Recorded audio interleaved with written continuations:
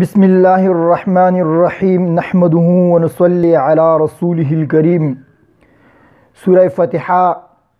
ترجمه تقریبا مو وکړه او په سورہ فاتحه کې چې کوم آیتونه راغلي دي دې متعلق کوم احادیث مبارکه راغلي هغه هم بیان کړلو.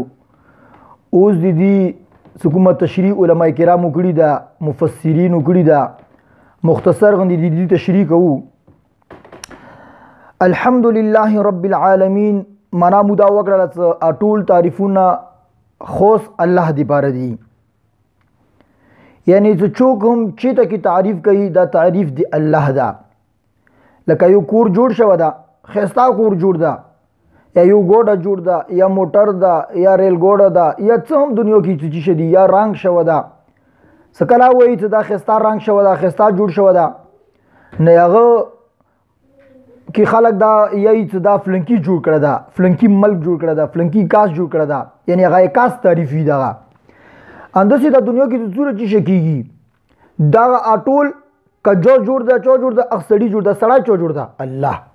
دا کور جوړ دا چو جوړ دا فلنکی کریګر چو پیدا کړه الله. نو غرض دا د دنیا کې صورت کوم شنو تعریف کیږي دی اټول تعریفونو رجع الله ته کیږي. الحمدلله اټول تعریفونه دی الله دی پاره ایدی دا مطلب دا ته چوکم چې ته کې دی چو تعریف کوي هغه تعریف حقیقت کې دی هغه تعریف نه حقیقت کې دی الله تعریف ته ویلي دا ټول شون پیدا کون کا الله ذات دا. رب العالمین رب اصل کې لشي تربیت اور پرورش کوونه دا. رب تربیت اور پرورش کوونه ته لشي او تربیت دي تی یو شای دی هغه مصلحتونو ته کې ګوري. لکه مثال یو انسان دا هغه ته تو ګوري چې دی کې دا مصلحت هغه مصلحت مطابق هغه ورو تدریجا دی هغه تربیت کول او هغه کمول تر رسول دي ته تربیت یې شي. انسان اول دی مور په خېټه کې وي بیا پیدا شي ورو د سینې څنګه پیدا شي एकदम هغه ګيري سره پیدا شي ستر غشي نه بلکې الله پاک دی هغه مصلحتونو ته ګوري چې دي ضرورت دانو منه خورک ضرورت دانو منه غرض کوم دی بني غږیږي او دا خبره جوړیږي خو تربیت دي ته لشي رب هغه ذات ته لشي هغه یعنی رب منه تربیت اور پرورش. تربیت چې یو شی د څه طریقې سره تربیت کوي چې هغه مصلحتونو خیال ساتي ورو هغه کمول ته ورسي دي ته رب یې لشي. او دا لفظ صرف الله تعالی سره خاص ده زکات یو مخلوق هم هغه ته رب یل جایز ندي زکات هر یو خپل باندې محتاج ده او رب هغه چې دی هغه محتاج نه هغه د نور خلکو ته تربیت او تدریجا څه کوي د رب یل شي. نو دی واجنه چوتا رب یل د ټیک نه دی او بغیر دی اضافت نه لکه ته چوتا وایي او رب الیاذ بالله عبد الرب ته شي خو صرف رب نه وته نشي ځکه رب صرف الله سره خاص ده.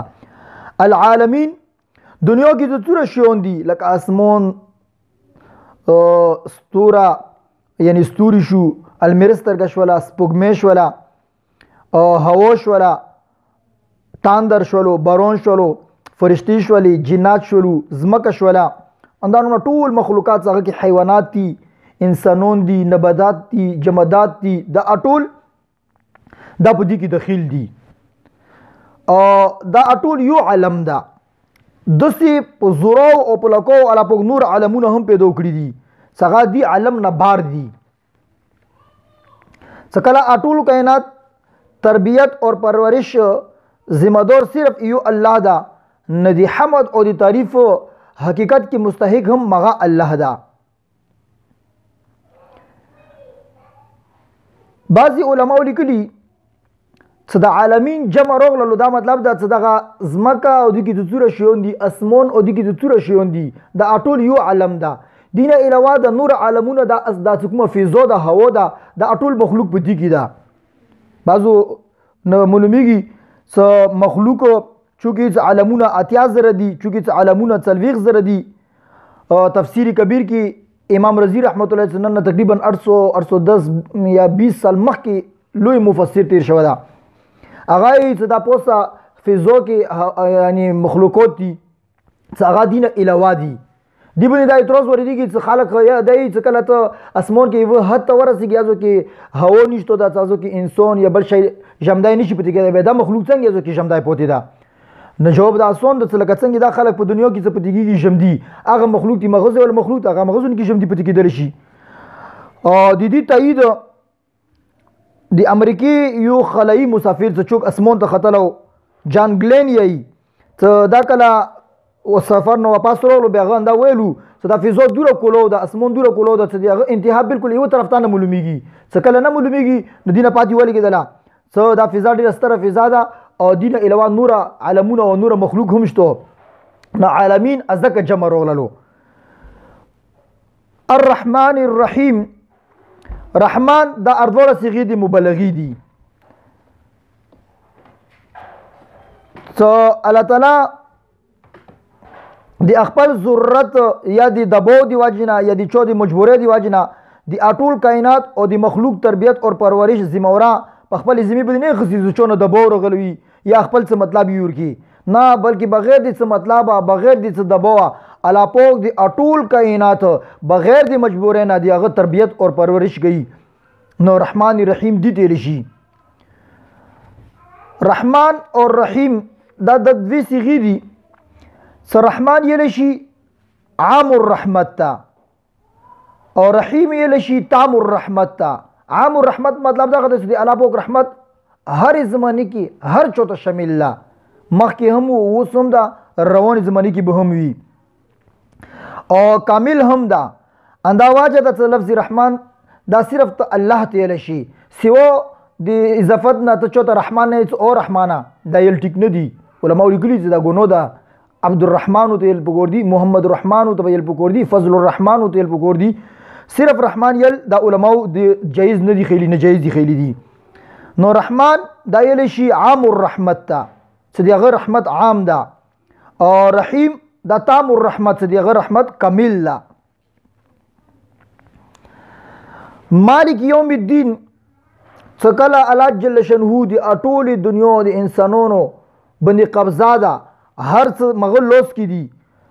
چونه ډریږي ګبرو کیږي نه دی هغه تربیت او پرورش کوي. نو مالک یوم الدین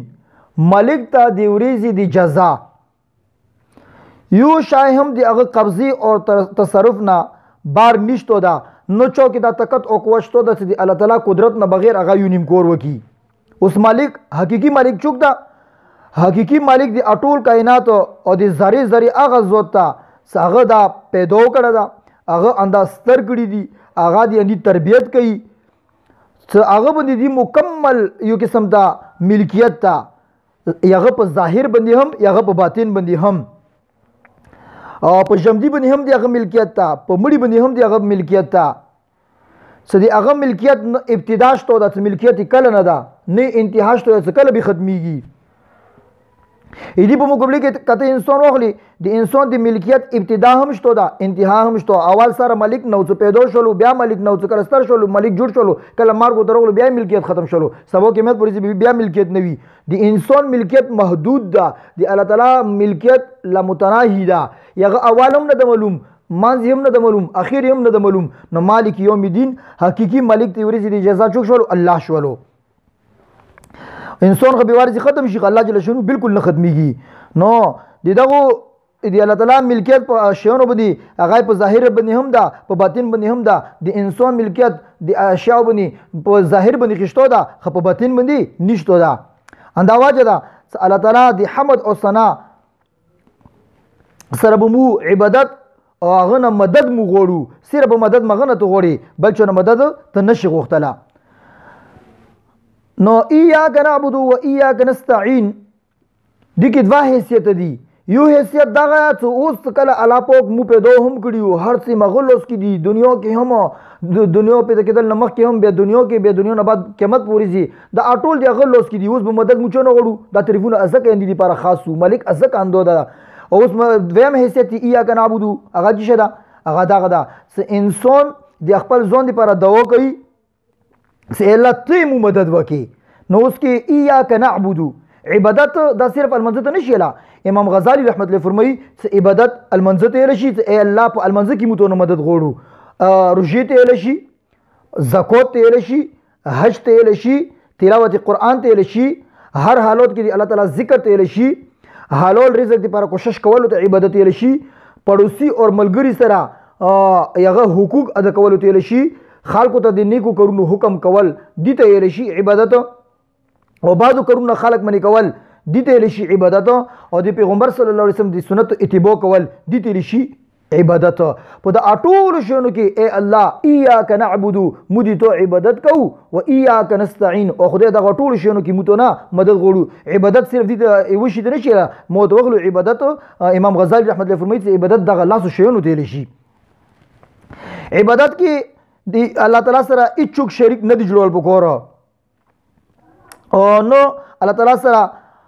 محبت کې څوک شریکول پکار دي او نو الله تعالی سره یعنی الله تعالی نه څنګه خوف پکور د خوف بل چونه نه د پکور الله تعالی نه څنګه امید ساتي د امید بل چونه نه دي ستل پکور الله تعالی باندې څنګه ته باور ساتي د باور بل چونه نه دي ستل پکور ها دا درې آیتونه اول کوم داخل الله حمد او صفات پرو د سلرام آیات ایاک نعبد و ایاک نستعین ایو کې د الله پاک حمد او ثنا صفت د بل کې جز کې ایاک نعبد کې د الله پاک تعریف ده سمودی تو عبادت کو ایاک نستعین کې دا بندا خپل الله پاک نور کې مدد غوړي دا آیات الله او د رسول صلی الله علیه وسلم یعنی د بندګانو په منځ کې شریک ده دینه بعد کې دا ورسته کوم درې آیتونه دي کې انسان ته د دعا او د درخواست له مضمون ده ایوا خاص دعا ته خېلی شي ده اهدنا الصراط المستقیم دعا د اټول اهم ترین عبادت ته او انسان ته یو دنیا کې د څوره انسانون دي یو فرد هم د انسان هغه د دې دونه خلی نه هغه ته د دین کې هم او دنیا کې د سیده لارو ضرورت ته ځکه چې بغیر د سیده لار نه هغه ته نجات هغه ته فلاح هغه ته کامیابی نشي ملویدله د دنیا ټول مصیبتونه څه ختمیږي هغه د بار صراط مستقیم د یو زبردست او بهترینه نسخه ده اوس کې اهدنا الصراط المستقیم خدای ته مو د سیده لار وخی سیده لار کومه ده سیده لار الله جل شانو په قرآن پاک کې بل ځکه بیان کړی الذين انعم الله عليهم من النبيين والصديقين والشهداء والصالحين سیده لار دي چودا هغه ټول انبیاء کرام دي آدم علیہ السلام نو ونیسی پیغمبر صلی الله علیه وسلم پورې 1,24,000 یا 2 लाख کم و بیش مختلف روایتونو مطابق صدا ټول انبیاء کرام دا صراط مستقیم دیو دین علاوه قرآن پاک آیات کې بیا ورولو صدیقین امت کې اټول نه زیات د لوی مرتبه ولا خلق هغه صدیقین دي نو دا هم په سیده لارې باندې بیا په سورول شهدا اخته لشي چې د دین په محبت کې د اسلام په محبت کې د الله په محبت کې د حضور صلی الله علیه وسلم په محبت کې خپل زنونو سرونو پورې قرباني ورکړه دي ته شهدا یې شي او بل رغلو صالحین اخته لشي صدا د شریعت تبعداري کوي دي ته صالحین یې شي نو دا صراط مستقیم کې رسی څه مو ته خدای په کته د صراط مستقیم وخی صراط مستقیم اغاندا خلق دي غیر المغضوب علیهم ولا الضالین اے الله ته مو ته یو خلق لار ما وخی سکوم باندې تو غضب دا او کوم تو گمراه کړی دي څو د حق لار پریخي دا دي دوی واجب دي یا خدای هغه ته پورا تحقیق نوي چې ته حق لار معلوم نوي دی واجب په حق لار باندې نسی څه تحقیق ته معلوم نوي او حق لار پری دی هغه ته ضالین یې شي او څو ته حق لار معلوم شي بیا باوجود قصدن حق لار پری دی دیتا مغضوب علیهم یې شي څه جانبوج کر دی حق لار خلاف ورزي کوي اندا واجه څنګه غو نه لا بیا غوسه کیږي هم نو حق لاري پیژندل تحقیق هم ضروری ده څه وکی او حق لار پیژنګل نه بعد هغه باندې عمل کول هم ضروری دي نه به ته مغضوب علیهم کې نه راغللې او ول ضالین کې هم نه راغللې الله تعالی دو متاسو ته په دا قرآن پاک آیاتونو باندې چې دا کوم تفسیر وشو ترجمه وشو تشریح وشو عمل کول توفیق نصیب کی دا هم مختصر کوو په دې قرآن په دغه آیاتونو باندې غاړ کتابونه لیکلي شوي دي غاړ تفسیرونه لیکلي شوي دي هغه شمور نه هم بار دي هم مختصر یایو څه کم از کم د قرآن څه کوم ظاهر ده او لا غندې نه څه کوم علماو د ترجمه تفسیر تشریح او فقه سره بیان شوي ده هغه به مو انشاءالله وخت سره بیانو نو کوشش دا کوي چې دا په خپل باندې موریدل پکور دي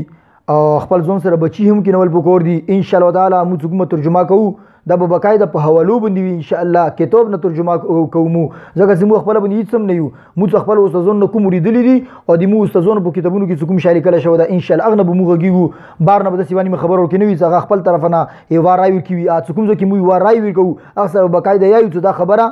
نه مو په حدیثو کې کتلي نه مو په قرآن پاک کې کتلي خو د ایمو رای او ایمو سوچ مطابق د نن سبا معاشرې سره دا داسې ده دا داسې ده هغه به موږ خپل طرف نه یوه رای وي قرآن او د مفسرینو چې کوم هغه الفاظ دي هغه نه به موږ یایو چې دا د هغو الفاظ دي او دا موږ خپله یوه رای ده یوه تجزیه ده یو سوچ ده الله تعالی د موږ تاسو ټولو ته په دې باندې عمل کول توفیق نصیب کړي آمین برحمتک یا ارحم الراحمین.